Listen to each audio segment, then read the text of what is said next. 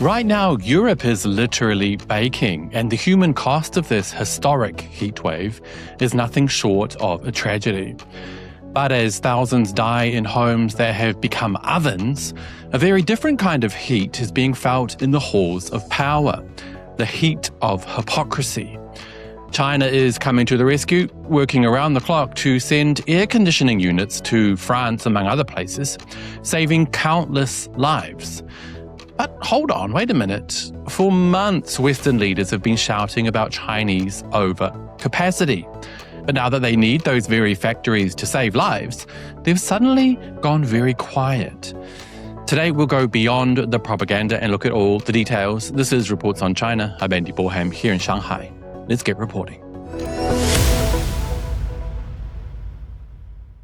We're currently seeing a record-breaking heat wave rolling east across Europe after more than a week of baking France, Belgium, and the Netherlands. The temperatures are absolutely staggering. In Paris, outdoor temperatures reached as high as 45 degrees Celsius on June 25th, and 3/4 of France was placed under the highest level red alert. This isn't just uncomfortable weather, it's a mass casualty event, according to ABC News.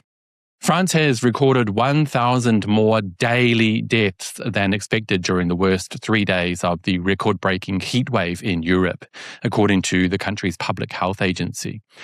As temperatures soared toward 40 degrees Celsius, more than 1,200 deaths were recorded on January 24 and an additional 1,400 per day on both June 25 and June 26. 85% of the deaths involved people aged 65 and above. The World Health Organization has called heat stress a silent killer, noting that European homes, workplaces, and schools were simply not built for these temperatures. They tried calling these heat waves once-in-a-generation disasters, but now they're occurring nearly annually. So how is this happening in a country as developed as France? Why are so many people dying from a simple lack of cooling? The answer lies in a massive disparity in what is being called AC freedom. In China, air conditioning is a routine part of life. As of late 2024, urban areas in China reached approximately 172 to 176 air conditioning units per 100 households. Additionally, the average is around 145 units per 100 households. Compare that to France, where only about 20 to 25% own an AC unit. That's because there is a deep-seated cultural and regulatory resistance to air conditioning in France. Many view air conditioning as unhealthy, fearing things like thermal shock or worrying that recirculated air spreads bacteria. But the real barriers are the draconian rules governing historic buildings. In cities like Paris, you can't just install a standard AC unit, the Global Times explains. In Paris and other historic areas, many buildings are protected by strict facade regulations that prohibit wall drilling for traditional split systems, and professional installation costs often exceed the price of the air conditioner itself. For years, local consumers have long been cautious about buying air conditioning for these reasons. And this is where Chinese innovation has stepped in to save lives. While French politicians were debating whether AC is environmentally friendly, Chinese companies were busy solving the problem.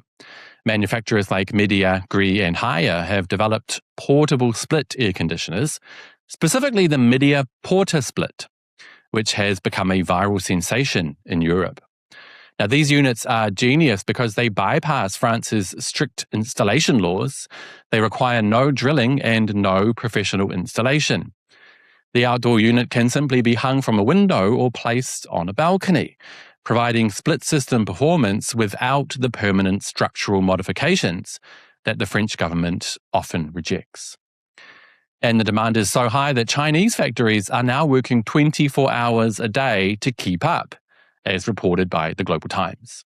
Leading Chinese air conditioner manufacturers are working around the clock to keep up with soaring demand for portable split air conditioners. Midea told the Global Times on Saturday that the company's air conditioner plant in Shunde, South China's Guangdong province, is currently working around the clock to ramp up production of its porter-split models. The units are being rushed to Europe via China-Europe freight trains in a bid to catch what remains of the peak summer season. Now let's talk about the elephant in the room. For the last year, we've been bombarded with Western media reports and political speeches about China's supposed overcapacity. They claim China is producing too much and distorting markets. But where is that talk now? When 15,000 Europeans are estimated to have died in this heatwave alone, that overcapacity is the only thing standing between life and death for many Europeans. This rapid response is only possible because of China's complete and efficient production chain. When a crisis hits, Chinese manufacturing can switch and scale production almost instantly to suit global needs. Ironically, this is one of the core tenets of a proper free market and capitalism, matching supply to demand as efficiently as possible. It seems China is doing capitalism better than the capitalists themselves. The editorial in the Global Times highlights the absurdity of the overcapacity narrative during this crisis. The rush among European consumers to buy Chinese air conditioners represents just a small piece of the broader mosaic of China-Europe economic and trade relations, but reflects a much larger picture. There is no coercion, no so-called industrial domination, and no shock. The logic is simple. Demand generates orders, shortages drive imports, and competitive pricing sustains consumption. Real demand from society is the fundamental basis of China-Europe trade. It would be much better for everyone if we just had free and open markets, where demand can be met by the most capable and cost-effective supplier. Instead, the EU has previously imposed tariff barriers on Chinese air conditioning units on environmental grounds, even though Chinese companies were the ones who quickly transitioned to eco-friendly refrigerants, while Europe was still arguing about whether AC was even necessary. The question we have to ask is this: when will the French government pivot back to attacking China? As soon as the heat dome dissipates and the headlines about excess deaths fade, will they go right back to lecturing China about overcapacity and trade deficits? History suggests that as soon as the weather cools, the political finger-pointing will heat right back up. They would rather play politics than admit that Chinese production is making a safe and comfortable life affordable for ordinary people. We're seeing a tragic, avoidable disaster in France caused by outdated regulations and a refusal to adapt. China, with its massive industrial capacity and innovation, is the only player meeting the urgent need of local residents. And on that note, that will be all for today, you guys. But as always, I'd love to hear your thoughts.